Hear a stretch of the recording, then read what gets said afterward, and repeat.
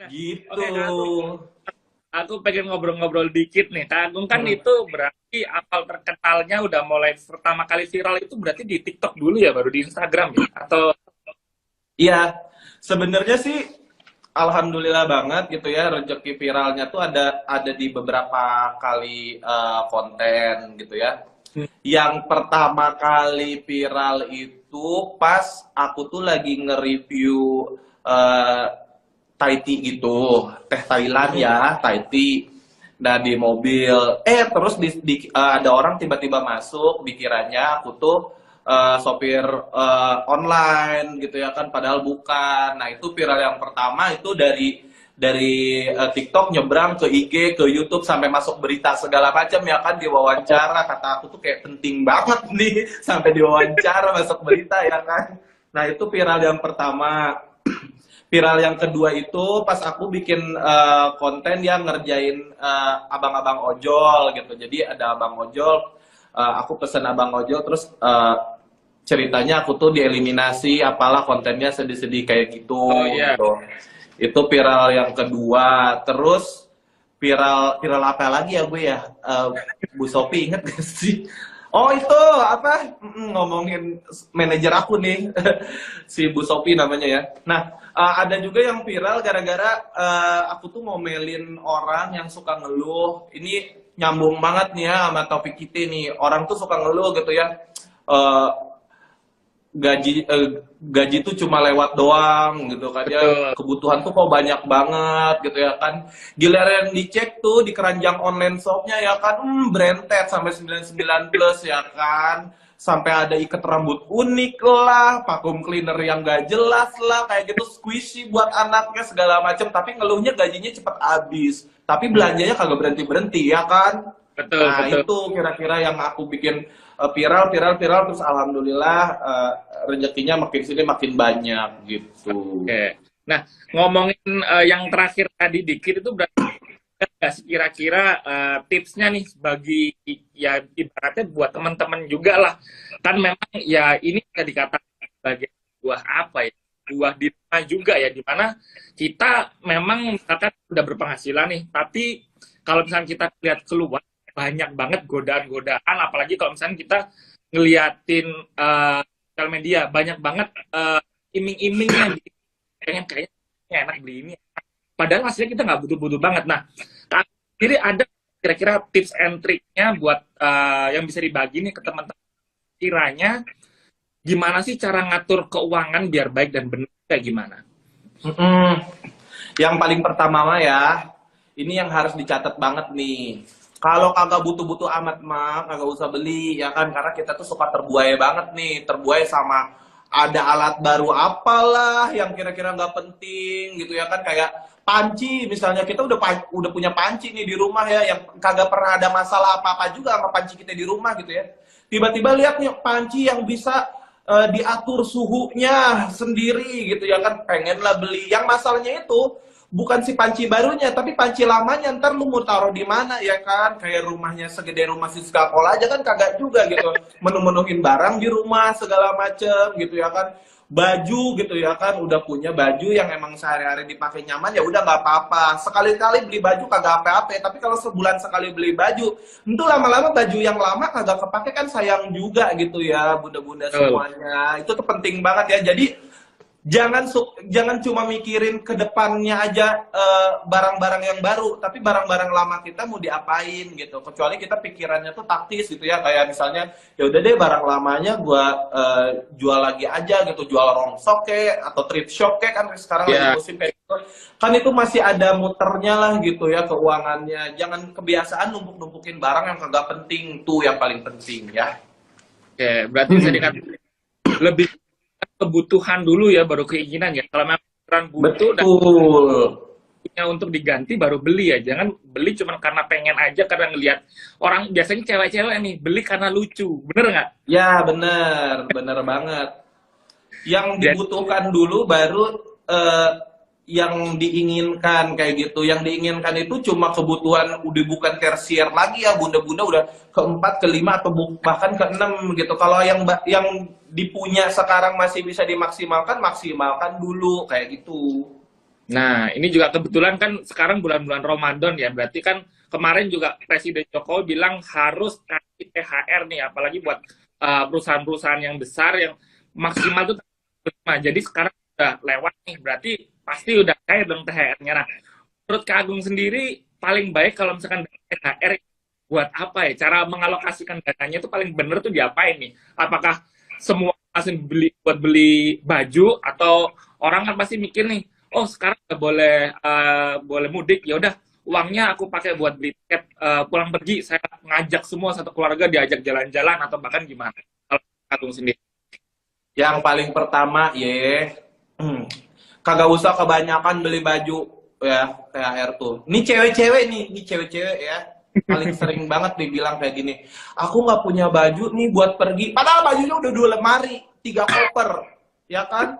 Kayak misalnya Lebaran, aduh Lebaran belum beli baju Lebaran. Padahal ya, itu ada baju-baju yang dulu-dulu beli yang belum kepake sama sekali juga bahkan bisa ada gitu ya. Cuma Betul. gatel pengen belinya aja, nah itu tuh namanya boros gitu ya. Yang pertama ya. Yang berikutnya nih ya, THR itu mendingan dipakai untuk investasi aja nanti untuk kedepannya kayak gimana. Karena sering banget nih jadi permasalahan ya. Misalnya dapat THR standar berapa lah, misalnya 5 juta dah ya gitu. Ah, Itu 5 jutanya dihabisin tuh pas lebaran ya kan. Plus bukan cuma THR nih yang habis, plus gaji pas bulan ini juga habis juga tuh. Terus iya, ntar pas menuju bulan depan ngeluh ya kan, aduh puyeng nih kayak gimana. Padahal THR dari kerjaan terutama ya, itu tuh momen banget, kesempatan banget buat nabung. Karena kita dikasih rejeki lebih nih di bulan ini kan, hitungannya 2 kali gajian gitu ya kan. Hitungannya 2 kali gajian, bisa nih lebaran tuh masih dihemat aja, dibajetin gitu ya, nggak usah yang terlalu banyak-banyak banget. Kagak usah mentang-mentang, kebiasaan orang Indonesia nih, mentang-mentang banget pegang duit tuh langsung gatel nih, tangannya tuh gatel ya kan, pengen pokoknya kudu habis gitu ya kan. Nah itu iya, kebiasaan buruk banget tuh ya bunda-bunda ya, megang duit tuh langsung langsung dihabisin kayak gitu, nggak perlu sampai dihabisin. Ini ada ini yang komen, kalau aku THR-nya cuma 1,5 juta, sama aja bun, percaya nih ya gue ngomong ya, yang gajinya 1 juta, 2 juta, 5 juta, 10 juta, problemnya mah sama, cuma nilainya aja nih yang beda gitu ya kan. betul. Yang gajinya 5 juta kehilangan 3 juta, sama aja pusingnya sama yang gaji 1 juta kehilangan 300 ribu, beneran bun. Problemnya sama-sama aja, mau orang kaya yang gajinya ratusan juta juga ya, untuk problem sehari-hari sama, cuma beda nilainya aja gitu. Jadi untuk nabung pun begitu gitu. Misalnya ya dia mah gajinya enak 5 juta, bisa nabung 1 juta gitu ya. Ya sama aja, kalau gaji lu 1,5 juta, lu paksain nabung 200 ribu, 300 ribu juga sebenarnya mah Sama. bisa bun gitu ya. Yang lainnya tinggal dipikirin kayak gitu. Kurang nih uangnya buat keseharian, kurang buat nabung. Pikirin gimana caranya dapat uang tambahan. Zaman sekarang mah ya, era udah sosial media tuh udah online semuanya ya. Udah online. Mau misalnya ayah-ayah nih nyari kerjaan sampingan ngojol juga, itu tambahan bisa dilakukan secara online. Mm-mm. Emak-emaknya nih, bunda-bundanya nih, jual-jualan apa ke, OL shop segala macam lucu-lucuan, mulai dari kue-kue kecil ke, jualan apa ke, sekarang mah madu segala macam bisa ya jualannya. Itu juga namanya tambahan, bisa semuanya asal dilakukan. Dan ini dipikirinnya pas lu lagi gegoleran nih, gegoleran gitu ya, nggak jelas. Ngeluh nih ya, ngeluh nggak punya duit tapi sambil gegoleran ya kan, sambil gegoleran, sambil nyantai-nyantai, sambil buka-buka IG gitu, buka-buka TikTok. Percuma lu ngeluh, lu keadaannya lagi begitu ya kan. Iya, Itu betul. kira-kira. Berarti ya benar kata Kalung tadi, jangan nafsu lah ibaratnya. Kan sekarang juga bulan puasa itu waktunya kita menahan nafsu. Jadi THR tuh bisa dikatakan cobaan juga nih di bulan puasa. Apakah nafsu apa enggak gitu. Kalau misalnya percuma nih puasa, kita bener dari sahur sampai maghrib gak makan terus sholat, tapi begitu dikasih duit langsung nafsunya langsung keluar semua, langsung HP langsung pegang, buka all shop langsung checklist sana sini semua, tiba-tiba sampai bulan Mei. Jadi dari tanggal 25 sekarang 28, 3 hari habis duitnya. Jadi apa makanya kita apa namanya berpuasa kalau nggak bisa nahan nafsu untuk berbelanja. Sekarang kan kayak gitu. Sekarang kan Bener banget, bahkan ya, untuk keranjang belanjaannya tuh udah full dari awal bulan puasa ya kan, ngarep-ngarep nih karena udah ngawang-ngawang ntar bakal dapat THR sama gaji, ntar aja akhir bulan tinggal di check outin semua, pasti kayak begitu biasanya. Jadi ya jadinya memang ya dari kitanya sendiri sih kalau misalkan pengen pengen apa namanya pengen hidupnya lebih baik ke depannya, belajar nabung, belajar investasi ya harus dari dirinya sendiri. Jangan cuma belajar doang. Oke, misalkan kayak sekarang nih kita lagi ngobrolin tipis-tipis tentang nabung dan investasi. Oke, kita lihat, kita belajar, tapi balik lagi ketika setelah selesai nonton ini tetap mau masih pengen beli baju, tetap pengen beli panci, tetap Iya. yang lain-lain, jadi nggak ada gunanya. Jadi kalau misalkan mau belajar investasi, mau belajar menabung, harus dari dalam hatinya dulu. Jadi ibaratnya kalau misalkan mau sholat, ada nawaitunya dulu gitu. Dengerin tuh bunda-bunda. Nah, oke. Ini dari tadi kan kita ngebahas tentang dunia investasi dan segala macamnya nih. Aku sebenarnya tuh masih penasaran nih sama Kak Agung sendiri.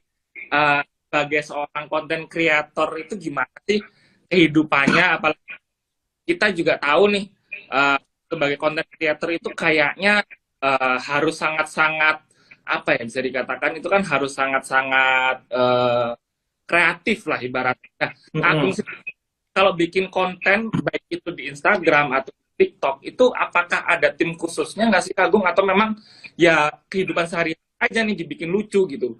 Menurut Kak Agung sendiri gimana cara untuk kita biar tetap bisa kreatif terus tuh gimana Kak? Ya sebenarnya mah ya, sekarang zaman sekarang nih jadi konten kreator ya, persaingannya tuh berat banget ya bun. Betul. Persaingannya tuh pertama nih, kita saingan sama yang lebih cakep dari kita ya kan. Banyak banget yang lebih cakep dari kita. Kalau mau cakep-cakepan, orang tuh kayak gampang banget gitu gua ngeliatin gitu ya. Influencer lain mah tinggal pegang produk aja nih, terus dicakep-cakepin mukanya. Jadi duit ya kan. Enak bener kata gue gitu ya. Mau lucu-lucuan dari muka gitu ya, yang lebih lucu banyak bener gitu ya kan, yang lebih lucu, yang lebih unik gitu ya kan, kita nyebutnya unik aja ya kan, inner beauty-nya lebih keluar gitu ya, ketimbang kita gitu ya kan.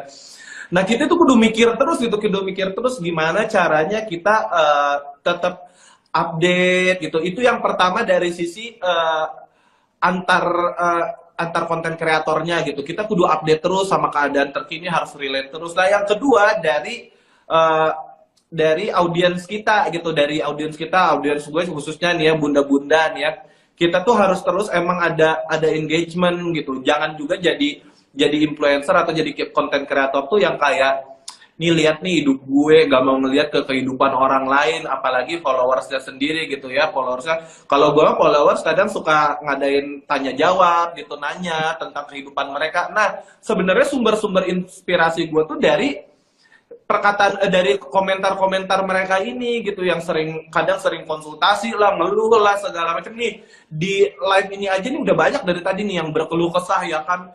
Adalah yang nanya apa hukumnya minta THR ke mertua kaya. Ya minta mah minta aja bun. Ya kan, mertua sendiri kagak ngasih, ya udah nggak apa-apa, usaha sendiri ya, nggak usah ngebiasain minta. Malah harusnya kita tuh udah bisa ngasih ke mertua, meskipun mertua kaya raya tapi kagak apa-apa, kita mah harus tetap ngasih ke mereka ya. Jangan mentalnya pengen minta, nungguin minta, tapi mentalnya ngasih gitu ya kan.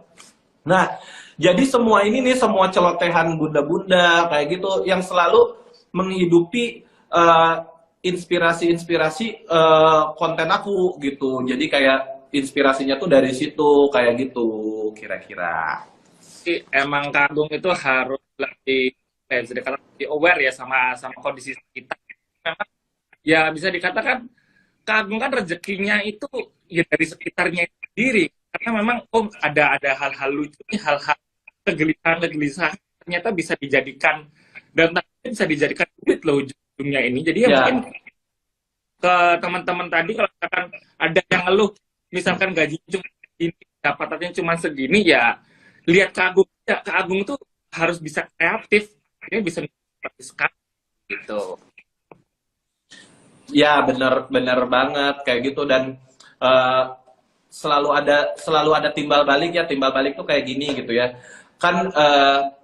aku kadang ada kebutuhan untuk misalnya endorsement gitu ya. Endorsement itu bukan cuma antara aku sama klien doang ya, tapi harus di sini ada pihak yang namanya audiens gitu ya. Audiens juga harus dikasih sesuatu. Jadi makanya kalau aku bikin konten endorse itu harus yang pertama bisa menghibur sama audiensnya gitu. Itu yang paling penting, tetap menghibur dan tetap relate gitu, tetap relate. Nanti barang yang dipromosikan juga tetap relate ke audiens. Kalau enggak, karena banyak banget ya yang nganggep kalau konten tuh konten, endorse tuh endorse. Nah, kalau gua mah nggak nganggep beda gitu. Gua mah nganggepnya konten tuh endorse tuh konten gitu, sama aja gitu, nggak ada bedanya gitu. Jadi makanya eh, lebih lebih enak dilihat lah gitu. Nggak ngeluh yang nggak audiens juga nggak ngeluh yang kayak apaan sih endorse-nya nggak menarik atau kayak gini. Nanti kliennya juga misalnya si brandnya ngeliat kayak "Ih, ini nggak ada engagementnya, tapi tetap dicari jalan tengahnya yang emang tetap menghibur dari segi penonton, tetap terpromosikan dengan baik dari segi brandnya, dan dari aku tetap menyampaikan konten dengan sebagaimana biasanya kayak gitu."